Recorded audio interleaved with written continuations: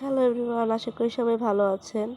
আমার বাসায় এই রান্নাটা সবাই পছন্দ করে, তাই আবারও শেয়ার করতে আসলাম। আজকে আমি ভেটকি মাছের পাতুরি রান্না করছি, অনেকে এটাকে কোরাল মাছ বলে। প্রথমে আমি সরিষা বাটা, পেঁয়াজ বাটা, রসুন বাটা, কাঁচামরিচ দিয়ে দিচ্ছি।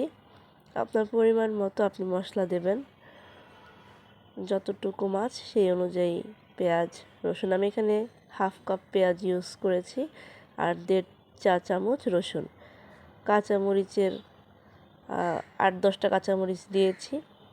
শুকনো মরিচের গুঁড়ো 1 চামচ, আপনার স্বাদ মতো লবণ এবং হলুদ দিয়েছি রাঁধুনি সরিষার তেল।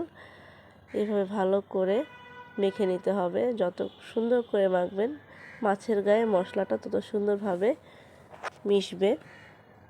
আপনি চাইলে এটাকে আধা ঘন্টা রেস্ট দিতে পারেন, কিন্তু আমি সাথে সাথে রান্না করে নিয়েছি।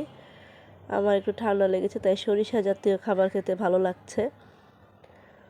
আর এবার আমি এই লাউ পাতায় মাছ, কাঁচামরিচ, মশলা সহ ভালো করে এরকম ভাজ করে দিয়েছি ফ্রাই প্যানে। এভাবে সবগুলো আমি একটার পর একটা মাছ এই লাউ পাতার মধ্যে দিয়ে ভাজ করে ফ্রাই প্যানে রাখবো।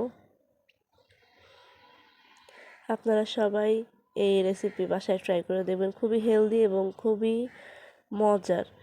তেলও কম লাগে আর খেতেও খুবই সুস্বাদু। সাথে অল্প একটু মশলা ধোয়া পানি দিয়ে দিয়েছি। এবার ঢাকনা দিয়ে রান্না করব আধা ঘন্টার মতো। খুবই কম আঁচে এটাকে 25 থেকে 30 মিনিট রান্না করতে হবে। 25 থেকে 30 মিনিট পর আমার এই যে সিদ্ধ হয়ে গেছে এবং নিচের পার্ট ভাজা ভাজা হয়ে গেছে। এভাবে উল্টে পাল্টে 2 পার্টই লাল লাল করে ভেজে নেব। দেখতেই পাচ্ছেন তেলও ছেড়ে দিয়েছে এবং সুন্দর শাকগুলো ভাজা হয়ে গেছে আর সুন্দর একটা স্মেল। আর এটা ছিল লাউ শাক আর এটা মুগের ডাল। আজকের দুপুরের মেনু এটাই। অলড্রিনকে মাছ টেস্ট করার জন্য দিয়ে দিচ্ছি, সে দেখে খুব খুশি হয়েছে। Thanks for watching.